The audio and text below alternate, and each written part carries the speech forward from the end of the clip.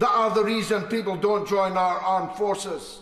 They don't trust these people over here not to send them into another Iraq, not to send them into another Afghanistan, and they are right not to trust them. In this Parliament, about which enemy they're going to fight, in which theatre of war, when they don't... Point of order, Mark Francois. Madam Deputy Speaker, I'll keep this very brief. For the record, the gentleman opposite has traduced me. He's literally said directly the opposite, as Hansard will show, of what I actually said. Thank the right honourable gentleman for that point of order. I think he's used it to make his point, but I will return to George Galloway. The lions don't much like the look of the donkeys that lead them into war after war, which they later disown and admit should never have been fought. On that surreal note, let me quote Rudyard Kipling. We don't want to fight, but by jingo, if we do, we've got the men, we've got the ships, and we've got the money too. There's plenty of jingo, Madam Deputy Speaker, but of course the men, the ships, and the money are more difficult to find. Some of the fantasy talk in this debate, I genuinely hope, is widely seen by the general public. It was a Gilbert and Sullivan performance as they first conceded that our weaknesses are such we need to conceal them in the report. That's what the Right Honourable Gentleman for Rayleigh said in an intervention. We've had to conceal the extent of our weaknesses in this report.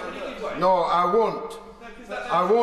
I'm mindful of the Deputy Speaker's injunction that she's fast running out of time, and I don't intend to take my whole 13 minutes. Don't worry, I'll make sure people see the Right Honourable Gentleman's performance. We need to conceal the extent of our weakness, and then he adumbrated our weakness. And if that wasn't our total weakness, if there are weaknesses that he concealed from that list, then I ask myself, why on earth are these people pirouetting in this Parliament about which enemy they're going to fight, in which theatre of war, when they don't... Point of order, Mark Francois. Madam Deputy Speaker, I'll keep this very brief. For the record, the gentleman opposite has traduced me. He's literally said directly the opposite, as Hansard will show, of what I actually said. Thank the right honourable gentleman for that point of order. I think he's used it to make his point, but I will return to George Galloway. Pomposity, but not a point of order. The Right Honourable Gentleman said we were careful to conceal some of our weaknesses, and then he adumbrated those weaknesses, and if there are more that he concealed, we're in very big trouble. But my point is this: we haven't the men, we haven't the ships, we haven't the money. So why are we picking enemies? I've lost count of the number in the course of this debate that we are either already fighting or may have to get ready to fight. That's the absurdity, the Alice in Wonderland nature of this debate. We can't retain even the low numbers of people that we recruit. Why? We ought to know why. The lions don't much like the look of the donkeys that lead them into war after war, which they later disown and admit should never have been fought. You know, Madam Deputy Speaker, to what I refer. I had a debate in the Oxford Union. The then Defence Secretary ran away, didn't turn up. I had to deal with his subordinates, but I made the point there. I was a boy soldier, Royal Artillery Battery 2, Army Cadet Force. I trained with the Royal Marines for weeks in Poole in Dorset. I am in no sense a pacifist. I want to defend our country. I want our soldiers to be properly paid, properly housed, properly clad, properly trained, properly armed. I've picked up Tommy Atkins, you know, stricken with addiction from Piccadilly Gardens in Manchester, just out of strange ways, addicted to spice, abandoned by the politicians that gaily sent them off to one needless, pointless, fruitless war after another. Don't come here and say you're standing up for Tommy Atkins. It's the donkeys that sent them to wars that even those donkeys now disavow that are the reason people don't join our armed forces. They don't trust these people over here not to send them into another Iraq, not to send them into another Afghanistan, and they are right not to trust them.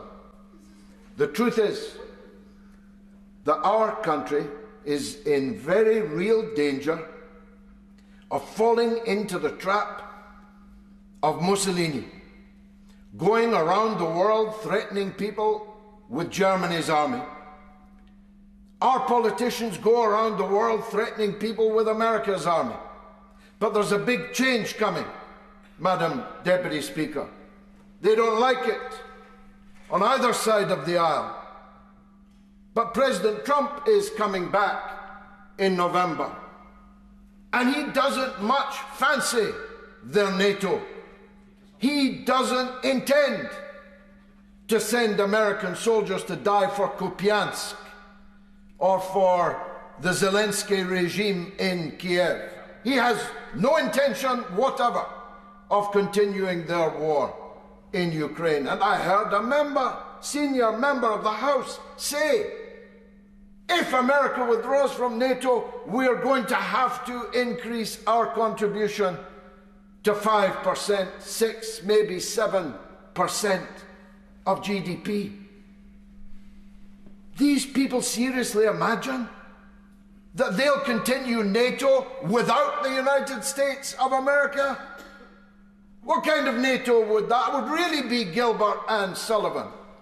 Unless, of course, we're going to devote not 50 billion of our public treasure, but hundreds of billions of our public treasure on defence.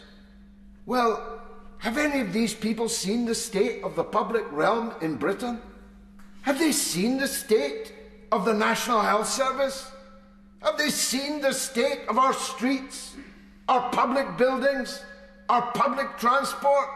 Have they seen the wage packets being earned in this country? Have they seen pensioner poverty? Have they seen fuel poverty in action? Have they met people that have to choose between eating and heating? And these fools want to spend not 50 billion, but hundreds of billions on weapons of war that we're going to fight with an army that could fit into Villa Park. 70,000 soldiers can fit into a single football stadium. Madam Deputy Speaker, I was for some time the Member of Parliament for a naval shipbuilding yard, Yarrows on the Clyde, producers of excellence. I wrestled, not physically, but I wrestled with our late and lamented friend, Alan Clark, when he was the Minister for Procurement. And I won. I got all 5 of the Type 23s that were procured at that time. I want us to have a good Navy. I want us to have a good army. But not so we can sail it to bombard the natives in the Red Sea. Not so we can send a Gilbert and Sullivan squadron to the South China Sea, like a pea shooter firing at an elephant, or a whale, in fact, in the case of the Chinese Navy. Not so we can pretend that our 70,000 soldiers and our aircraft carriers that break down and have to be glued together, our destroyers that crash into each other in the Solent. Not because I want to pretend we are a Rudyard Kipling era imperial power. That is the key problem, Madam Deputy Speaker.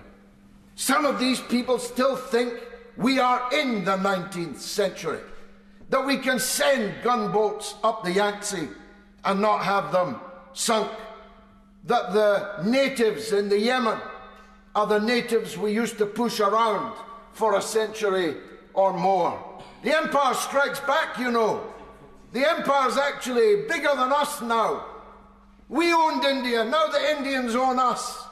Shall I take that metaphor further? The idea that this little country of ours, this dear green place of ours, with all of its problems and its enfeeblement caused by our economic decline and the rapid and massive economic advance of others, is still in a position to stand in this Parliament, making dispensations to this battleground or that we can still slice our diminishing national wealth in a way that allows us to pretend to be an imperial power. I have time only for one last point. I was startled by the Right Honourable Lady, the chair of the Public Accounts Committee, when she told us that 2 billion of our defence budget is going on foreign exchange costs, meaning that not only are we spending 50 billion of British taxpayers' pounds, we're spending it in foreign countries. We're allowing foreign companies and yards to build our defence infrastructure in a way, as the honourable gentleman, the Right Honourable gentleman from North Durham pointed out, in a way that France would never dream of doing. So whatever we're going to spend it in Britain, spend it in British yards, in British factories. You'll save 2 billion in foreign exchange costs at the very least.